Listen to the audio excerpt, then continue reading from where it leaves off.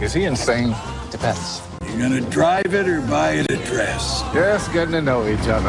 Oscar winners Jack Nicholson and Morgan Freeman team up for the very first time. I'm Richard Roeper. And I'm A.O. Scott from the New York Times. Very nice to be here, Richard. Glad to have you, Tony. We kick it off with our first movie. It stars those great lions in winter, Jack Nicholson and Morgan Freeman. Now, I'm not going to tell you the bucket list is a unique or unpredictable or deep journey, because it's not. It's the Grim Reaper version of Grumpy Old Men, and at times it was so corny I was rolling my eyes. And yet I'm recommending it mainly because of the performances from Nicholson and Freeman. Even with material that's just above mediocre, they are so much fun together. Where's Thomas? Tom! In plain view, sir. Hi, Tom. We're gonna move you into the bed now, all right? I can do it myself. I ain't dead yet.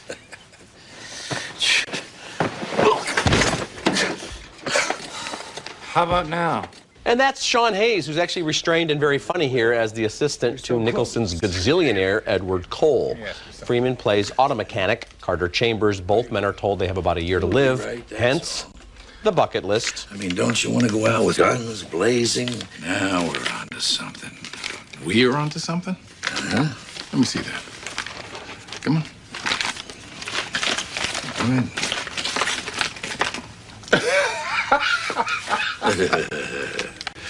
Kiss the most beautiful girl in the world? How do you propose doing that? Volume. All right, so that's a contrived setup, and the travelogue of senior citizen X Games stuff gets a little repetitive, but we also get some perfectly rendered scenes, as when Carter tries to reconcile Cole with his long-estranged daughter. How did you see it playing out, Carter? I knock on the door, she answers, she's surprised and angry. But I tell her how much I love her and miss her. And oh, by the way, I'm gonna be dead soon, so I'm reaching out to you because I don't want to die alone. Everyone's afraid to die alone. I'm not everyone. All right, Tony, I realize I'm almost apologizing for this positive review. That's because maybe I should. I am aware of the problems with the bucket list, from that too cutesy title to the problematic plot to the sometimes cheesy special effects. This film falls right in the middle of Rob Reiner's career as a director. Certainly not as strong as Spinal Tap or Misery or The Princess Bride, but nowhere near as bad as North. And the problems aside, the scenes with Freeman and his family are strong, as is the subplot about Nicholson and the daughter.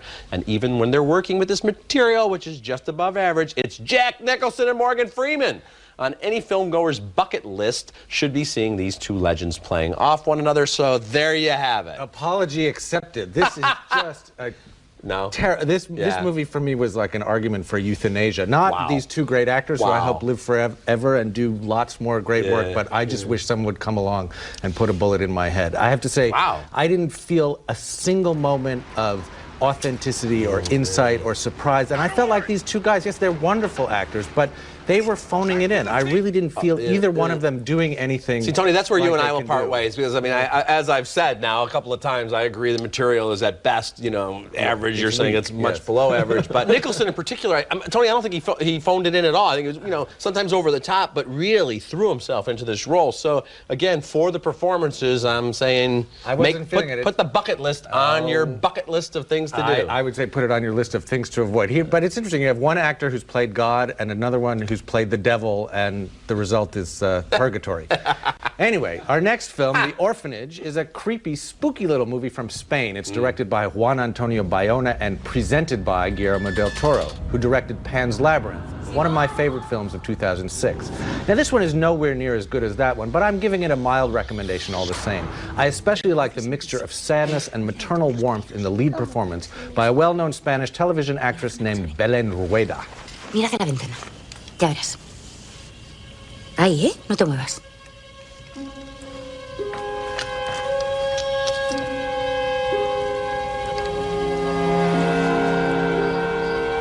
¿Ves? Rueda plays Laura, who returns to her childhood home with her husband and adopted son. By childhood home, I mean a creaky old orphanage in the middle of nowhere. She claims that she was happy there as a kid, but the eerie shadows and the noises in the walls tell a different story.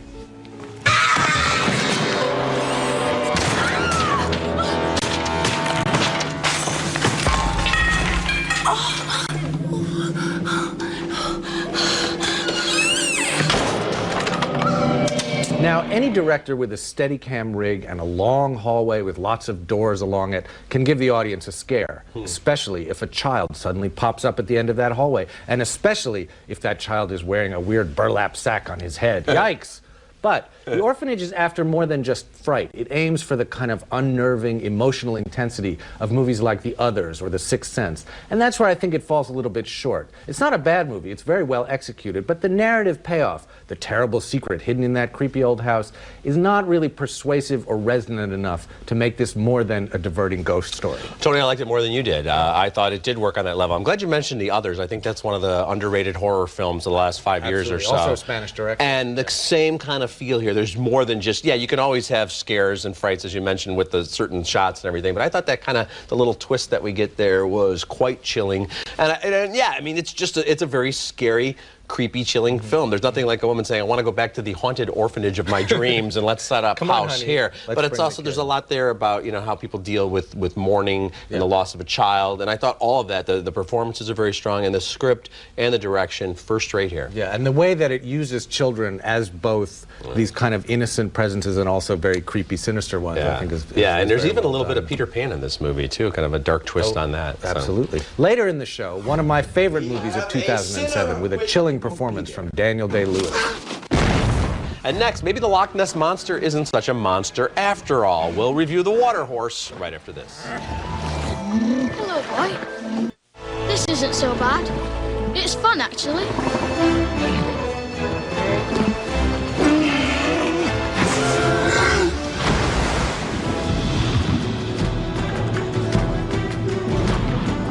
Next up is The Water Horse, Legend of the Deep. I love the idea of a whimsical adventure about the Loch Ness Monster, but there's very little to love about the disappointing mixed bag that combines elements of E.T. here with a World War II subplot that plays like bad melodrama. Just as we had Elliot in E.T., we have Alex Attell here. He plays Angus McMorrow. He's a fatherless boy with a vivid imagination and, of course, a lonely heart. One day, while out exploring, he finds an egg, which hatches a slimy, ugly little creature. How'd you grow so fast? It's very friendly, aren't you, boy? Angus, Mummy will have a fit. Don't you dare tell her. Kirsty, please. He needs me. I'm his only friend. Okay, so E.T. was kind of homely, too, until we got to know him. But this thing is just a screeching, hairless monster in the making with almost no personality. And, of course, personality goes a long way. British soldiers have taken over the manor where Angus's mom works as chief housekeeper. They think German subs might try to pass through the lock. Somehow they miss Angus's former pet, who has now been set free.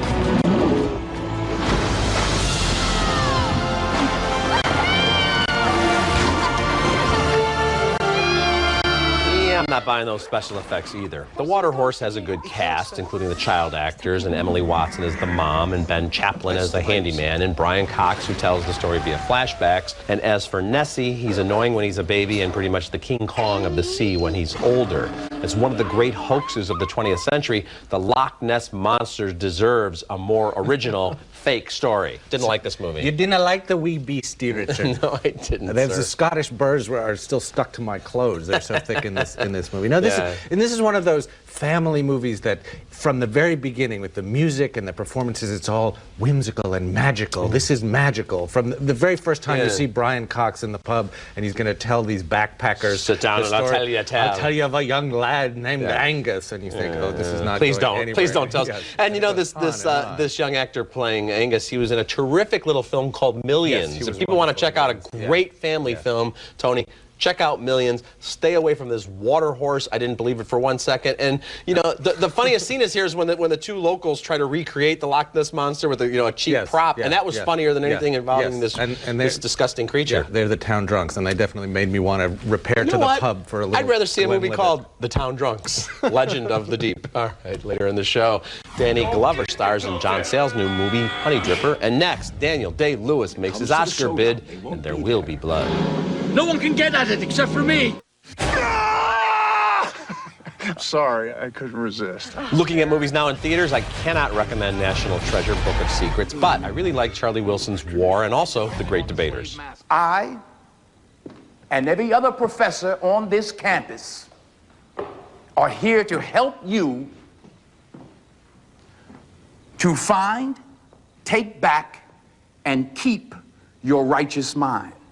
A lot of strong performances in this film, Tony. I particularly like the exchanges between Denzel Washington and Forrest Whitaker. They have some great scenes together. Yeah, they're wonderful. And this is one of these movies that is everything that you expect it's going to be, but it's still really, it's just really good. There's nothing terribly revelatory about it, but it's just a nice, solid, good story. Very well done. told and well I agree. acted. Yep. Next is There Will Be Blood, which is P.T. Anderson's fifth feature film. It's loosely based on a novel by Upton Sinclair and partly inspired by the life of Edward Doheny, an early 20th century California oil tycoon.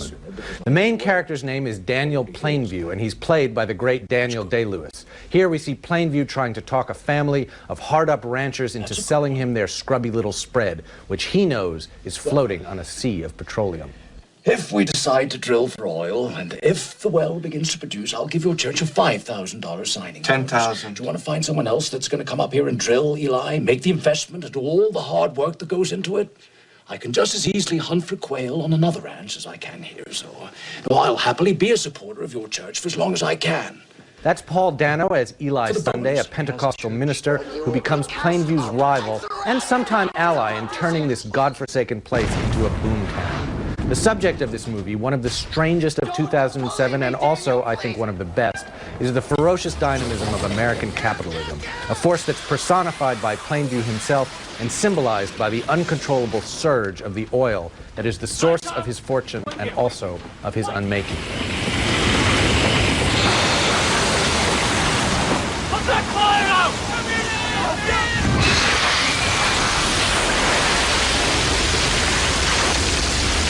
The fine, spooky young actor Dylan Frazier plays Plainview's son and business partner, H.W. Daniel Day-Lewis is just uncanny in this movie. Angry, complicated. He's at once a monster and a seething, suffering human being. I have a competition in me. I want no one else to succeed.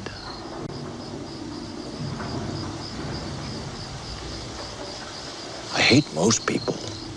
A picture with this kind of ambition will never be perfect, and there were some things about There Will Be Blood that frustrated me. At the end, especially, when I wanted the story to expand, to show the wider panorama of Plainview's greed, it contracts into a psychodrama. Still, I think this is filmmaking at its very highest level. Johnny Greenwood's score will singe your ears, Robert Elswit's widescreen cinematography will dazzle your eyes, and above all, the sheer bloody genius of P.T. Anderson will blow your mind. You're absolutely right, Tony. I mean, Daniel Day-Lewis here is in rarefied air that a Brando would occupy, where you have an actor who's so good, and it's certainly not a naturalistic performance. And there are moments where it's like, okay, he might as well break into song. He's out there on his own, but it's astonishing to watch. I would agree with you as well. There are some big flaws here. I didn't like that score. It drove me crazy. I know that's really? part, you know, it's supposed to draw attention to itself. Yeah. And I thought Paul Dano, I didn't like the performance. I know a lot of critics say it's one of the better supporting performances of 2007. I found that it, you know, it really drew a lot of attention to itself in a way. I mean, the guy's got to compete with Daniel Day-Lewis on screen, and I understand that, but I don't think he was up to it, quite frankly. I felt like the back and forth between them, the way one of them is always contending for dominance over the other, was really fascinating. It's interesting stuff, and the cinematography, you're right, it's astonishing. I mean, some of it's just absolutely gorgeous and epic, and you feel like you're say, watching this world being level. created. I mean, you really feel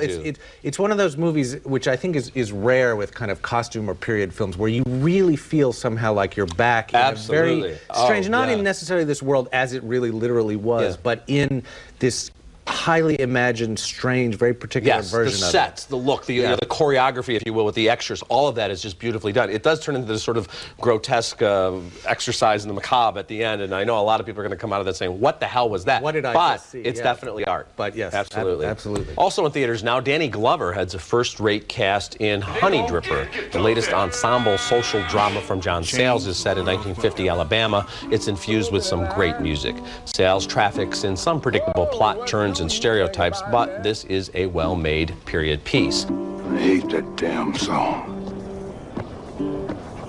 How you been keeping, Tyrone? Well, just trying to hold it together. You got your beautiful young daughter with you this morning. Don't you be studying her. Catherine Deneuve is among the voice actors in the astonishing Persepolis. It's an epic and deeply moving story of an Iranian girl's post-revolution journeys. Quelle chaussure de punk? Ça là. Mais C'est des baskets. Cette forme, c'est punk. C'est parce que je fais du basket au club de mon école. Et cette veste, c'est pour faire du basket aussi. Ça, qu'est-ce que c'est? Michael Jackson? Based on the graphic novel, this is an immensely involving story. It's also a classic example, I think, Tony, of how animation can sometimes be more emotionally effective than live action. I think that's right, and this is very simple animation. This isn't, you know, CGI with lots of fancy stuff going on. It's basically line drawings. It's mostly black and white. Right. And I love the way that it deals with the drama, the way that the characters, whose faces are just these simple, you know, circles and dots, are so expressive. And the way that it shows the political sweep of Iranian history and the revolution and the Shah, and also the character of this little girl who's the heroine, who's a teenager. It's a wonderfully rich movie and a very simple one. Now, what about Honeydripper? Honeydripper, you know, John Sayles, he always makes these movies about really, really interesting subjects with really, really great casts, and I always wish they were better movies. There's something so plodding and deliberate and on the nose about them. I mean, I like this. I enjoyed it. I like I know what you're saying, yeah. I like Danny Glover. I also like Charles Dutton as his kind of, you know, chain-smoking sidekick. But I just felt like a lot of the scenes just kind of went on You know too long exactly and where were it's too going talky. to, you know. Yes, I agree with you there. I think he's better at character and dialogue than really giving us a story that we don't feel like we've seen before. I think so, and just even in a way, just visually, a lot of the scenes were so kind of static and plotting. I just wish it had had a little more life. The way that the music and the I think the I think the corrupt Southern sheriff here, played by Stacy Keach. I think his daddy is John Hurt in The Great Debaters, right? I think that's same right, guy. yeah. All right, coming up next, one of the greatest remakes in recent years in our video segment. He that keepeth his mouth, keepeth his life. But first, here's a look at what's coming up on next week's show. I'm a pimp, and pimps don't commit suicide. Oh, buddy, you got the ticket to the big show. This week's video segment is brought to you by Raisinets. Make a deliciously smart choice with Raisinets.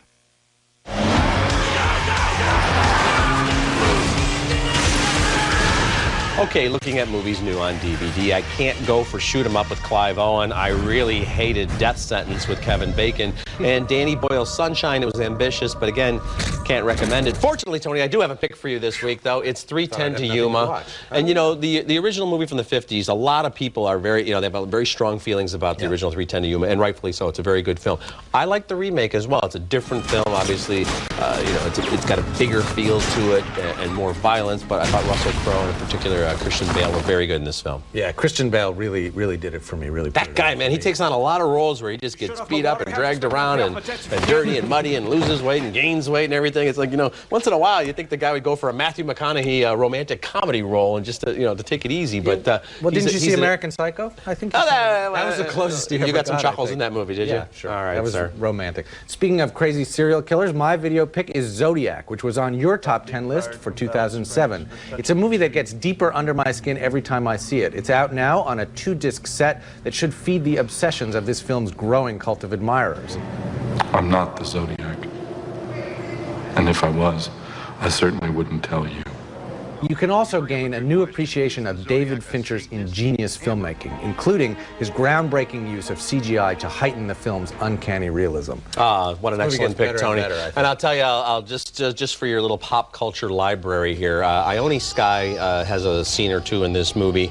And there's also great use of a song called Hurdy Gurdy Man by Donovan. And Donovan's daughter in real life, Ione Skye. Are you smarter Are you smarter than a fifth grader, my friend? I'm not, but That's the kind of stuff I've got for you right up here. All right.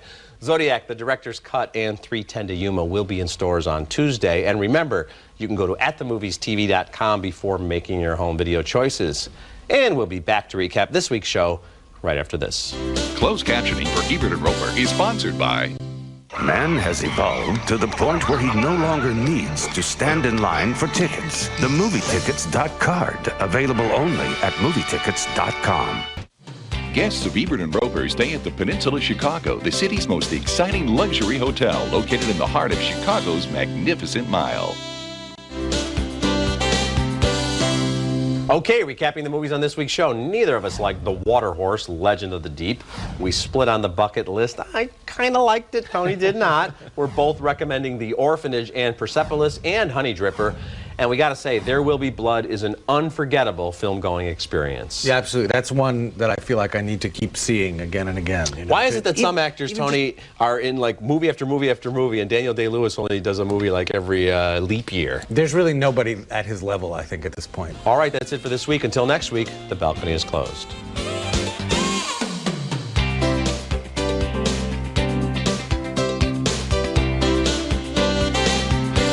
Millions of Americans use Head-On.